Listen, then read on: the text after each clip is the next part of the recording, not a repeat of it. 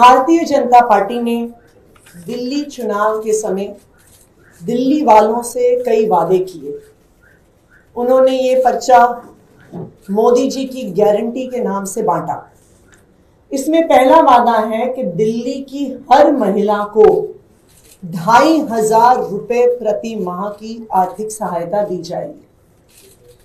Bharatiya Janata party ने ये बार बार कहा कि जैसे ही सरकार बनेगी, पहली कैबिनेट की बैठक में दिल्ली की हर महिला को 2500 रुपए की आर्थिक सहायता का निर्णय होगा और 8 मार्च तक दिल्ली की हर महिला के खाते में 2500 रुपए की पहली किश्त आ जाएगी। भारतीय जनता पार्टी के सूत्रों के हवाले से हमें पता चला है कि ना सिर्फ 2500 रुपए महीने, बल्कि जो बाकी सारे वादे भी भारतीय जनता पार्टी ने किए थे, उनको पूरा करने का भारतीय जनता पार्टी का कोई भी इरादा नहीं है। अभी भारतीय जनता पार्टी के अंदर विधायकों के बीच में लड़ाई झगड़ा चल रहा है कि कौन किस विभाग का मंत्री बनेगा, कि कौन कितनी लूट कर सकता है।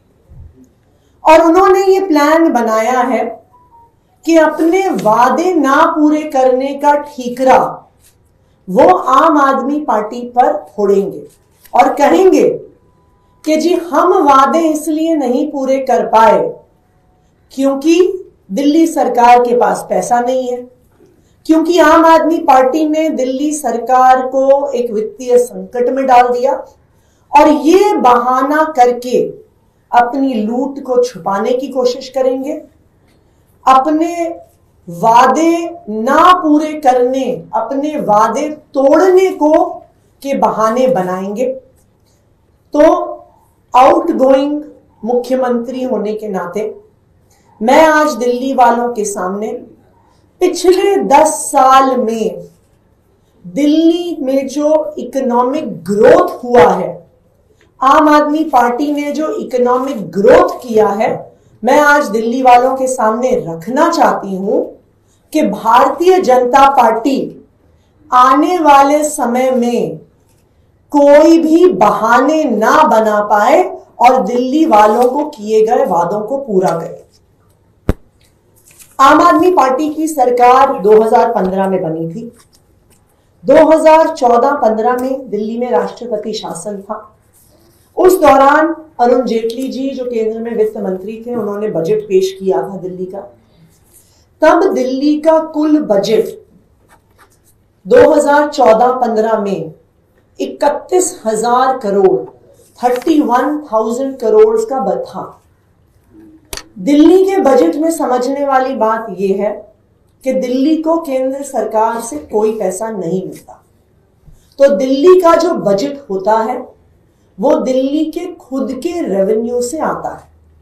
पहले वैट से आता था, अब जीएसटी, एक्साइज वगैरह से आता है। 2014-15 में दिल्ली का बजट 31,000 करोड़ था और अगर आप उससे पिछले 5 साल में बजट की ग्रोथ देखेंगे तो 2009-10 में बजट 25,000 करोड़ था और 5 साल में 6,000 करोड़ बढ़ के 31,000 करोड़ पहुंचा था।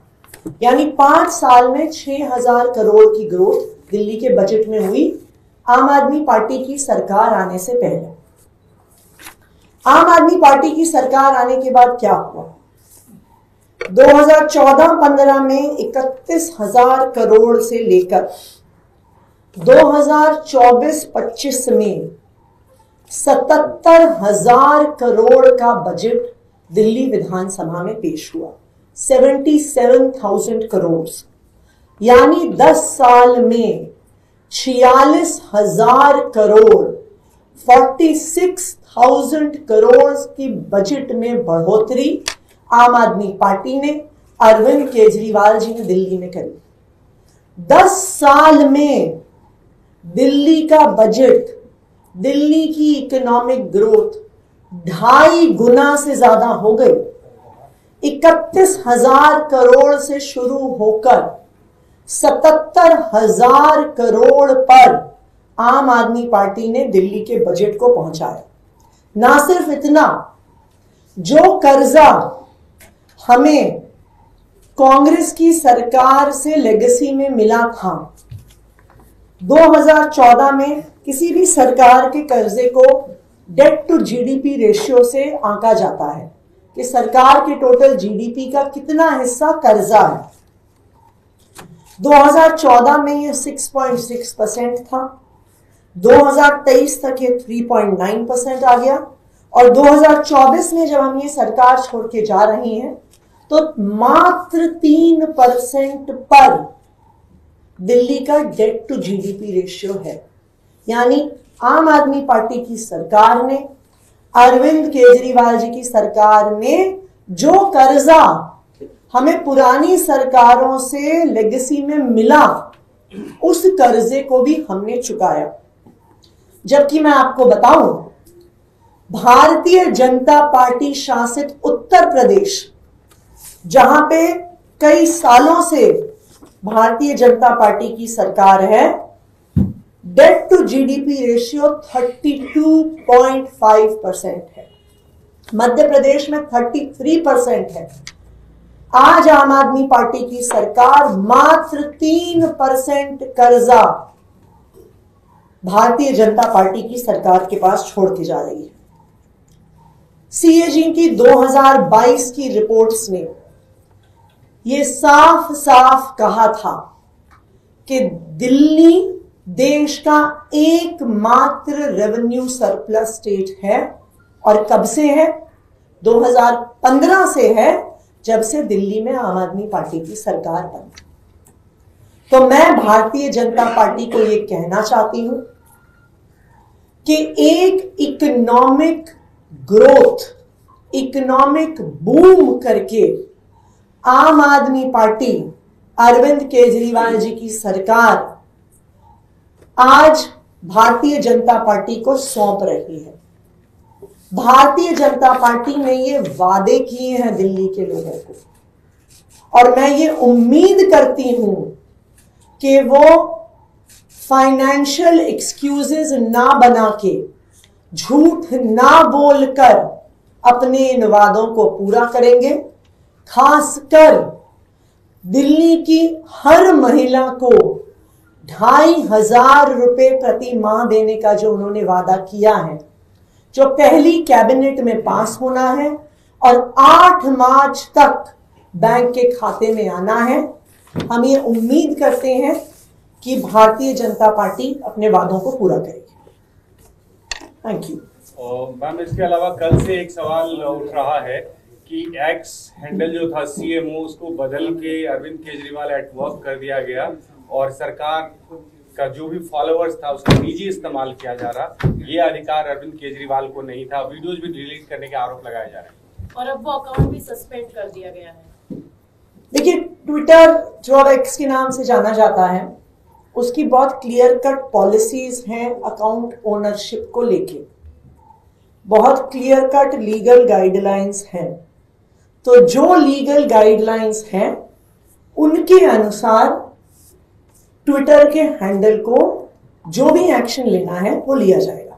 मैम, एक सवाल और, जो मोहल्ला क्लिनिक आप लोगों का बहुत बड़ा एक प्लान था, उसके बारे में अभी भी आप लोग बात करते हैं, उसके नाम बदलने की बात की जा रही है। खबर यह है कि केंद्रीय स्वास्थ्य मंत्रालय के द्वारा उसको आरोग्य मंदिर नाम दिया जाएगा और इंफ्रास्ट्रक्चर और इन सब में भी बदलाव करने की कोशिश की जाएगी।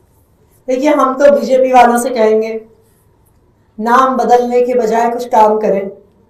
दिल्ली वालों ने उनको जनादेश दिया है। खबरें तो उनके अंदर से यही आ रही हैं जो मैंने आपको बताया कि उनका काम करने का इरादा नहीं है और लूटने का इरादा है, और उस लूट का ठीकरा आम आदमी पार्टी पे फोड़ने का इरादा है।